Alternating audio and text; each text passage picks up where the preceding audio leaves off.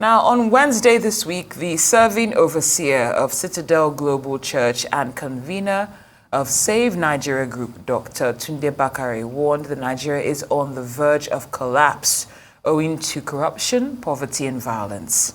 The cleric's message was part of an address that he delivered at the 2024 Wilson and Yinka Badejo Memorial Lecture here in Lagos. Against the backdrop of citizens taking to the streets to protest soaring poverty and the outbreak of violent attacks in many states of the Federation, Bakare warned that any attempt to address Nigeria's problems without tackling the root causes of corruption, poverty, and violence would be mere window dressing. Arise News analyst Dayo Sobowale joins us now to have a quick conversation around this and also to tell us what needs to be done to improve the issues of governance and well-being of the citizens. Good afternoon, Mr. Sobowale. Thank you so much for being here. Good afternoon. It's a pleasure of being here, studio. It's great to have you. Now, of course, Pastor Bakare claims Nigeria is on the brink of collapse. In your analysis, what specific indicators either support or refute this claim of his? Well, if you read the lecture which he delivered, which is about culture, political culture, he didn't really mean it that way. That was interpretation. If that is what he said, he's supposed to have said, and that's apocalyptic and fatalistic. A religious man does not say that. You have to believe in God. If it is that bad, at the very worst, you should pray for us so we avoid the calamity. But you see, what he has said is what even the chairman of Arise and this day, Nduka Waigbana, said to Bayo Nonugwa and the Minister of Information yesterday. The chairman of this, Nduka, said, our problem, like Awolowo said a long time ago in the north, is poverty, corruption, and cold. And that the north had been in power several times, more than the south. But the poorest of the poor are in the north, and something should be done. The people, governors in the north collect their pay or whatever, and they travel to Dubai. It is in the same vein that Tunde Bakare was speaking. And you know, Tunde Bakare is a pastor. I will call him something like a liberation theologian. Get me? There is a book, a Theology of Liberation, published by Gustavo Guterres, a Peruvian priest, Catholic priest, 1971. And Catholic priest then fought on behalf of the poor against military dictatorship. In fact, it was prevalent for a long time and sanctioned, and approved by the Catholic Church. But later some elements of Marxism crept into it. So the Catholic Church distanced itself from it. But the present Pope got its name from Francis of Assisi. You get me? Was supposed to be the Pope of the poor. You get me? So what Bakare is saying, what Nduka is saying, and what Guterres wrote in his book, is that the leaders should not ignore their people. They should not ignore their people. See, Bakare said it, that the leaders are not living as if there is a problem. Nduka Obaigwena too said it, that they are not doing as if they know there is trouble on the ground. Exactly. That's leadership by example. Leadership by example. You see, I thank God that you still have Nigerians who can still speak the truth to power. It's not as if we have abandoned ourselves to the rule, or I dare say misrule, of people who are indifferent to the plight of the people who put them in power. It's a political anomaly, and it is not part of the political culture of democracy.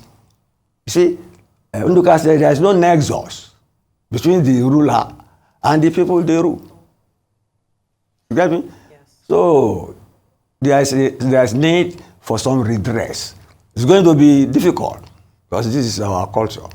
This is our culture. Bakare said our culture is made up of poverty, violence, and corruption. Yes, you do say it's going to be difficult. So there has to be some sense of political will. And there were two things that he said that stood out to me. First of talking about, like you rightfully mentioned, criticizing Nigerian politicians for living lavishly while asking citizens to endure economic hardship. Just recently, we realized that the reps received 936,000, 100% of their July salaries, despite pledging to donate half, which is 600,000, for 6 months to fight hunger. And then on the back end of that as well, he also mentioned the fact that political parties like APC and PDP lack clear ideologies, and it almost looks as if it's two sides of the same coin. How can we, I know you said it's going to be difficult, but how can we hone more on those two things? Because they are affecting political rule as we see it today. And that's why you have the protests. That they were lucky to come out of the protest in one piece or scattered. They were luckier than the president in Bangladesh, who has fled to India. Now they are trying to form a government made up of students, civil rights activists, and military. You see, that is the price of poor governance. But it should not always be like that. You get me? We have set an example in the way the security forces protected our democracy. They protected our democracy. Because the press conference they had the other day, those people on that press conference, if there is going to be a society, those are the people who plan it. But they give support. It's an example of giving support, not blindly, you get me, but as a warning to a sitting democratic government that, okay, this time around, we are with you because we see what you are doing and we'll give you time. Like Sobowale said, that we are giving, we believe you are doing something, so we are giving you time. That's patience. You need patience, tolerance in a democracy. But the onus is on those elected to perform. If they are not performing, they will be thrown out at election. And the election should be free and fair. Although ideally, they are never here. But that is the essence of democracy. Responsiveness and performance on the part of those who lead, or the consequences will be like that in Bangladesh. Very well said, Mr. Sobowale. Responsiveness is the term I really appreciate in what you just said. You made the great example of what we are seeing in Bangladesh, saying that this government really was somewhat lucky that things didn't escalate to that point. From and hopefully it will not. Hopefully it won't. Yes. But from the response and the body language that you're seeing from this administration, despite after all these suggestions and recommendations have been made by the gentleman you mentioned, Chairman of Arise, and also Pastor Tunde Bakare. Yes. Do you think that this government finally gets it? Or are we still getting close? Do they still need something more for the tipping point? Better get it. Because for a sole survivor, it should get it. For a sole survivor, it should get it. You get me? That's why I gave a very wild example. Maybe never get to that stage. And I'm sure, but you see, this government too was frightened. So you saw the way they were dialoguing with everybody. Literally, that was what Bakare said. That you see, a political system must dialogue. And even said it must be a sort of integrative dialoguing. Culture of dialogue. Yes. In trade union, collective bargaining. You call it integrative collective bargaining. See, you come to the table so that this food we are eating will not fall into the ground. People will not come and kill us in the process of leading them. I mean, I think they got the message. Tinubu got the message.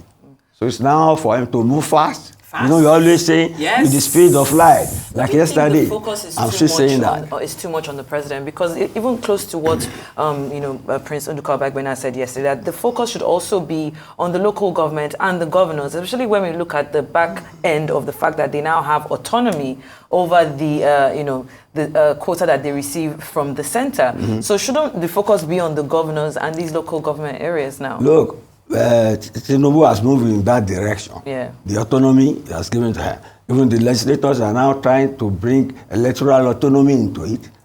You get me? Because we are all the elections, local government elections, is the person in the state house, the party of the president that wins. So they are trying to bring that. See, that's a major restructuring. So that's why, see, he has so many things ongoing. You get me? That's why I doff my hat to him. But see, the hunger issue, it's difficult to pacify. They say an angry man is an hungry man. Hungry man. I mean, an hungry man is an angry man. Yes. So it is in the interest of government, its survival, and its hope, and I'm sure they have that hope and ambition, to be re-elected come the next elections. So it's not my problem. It's their own problem. You are saying. I didn't say that. So it is in their own interest to survive with performance and be re-elected. The rest, you leave it to your imagination. Well, we'd like to thank you for your insight as always, Arise News analyst, Mr. Dayo Sobowale. Thank you so much for joining us. We appreciate your time and insight. Thank you.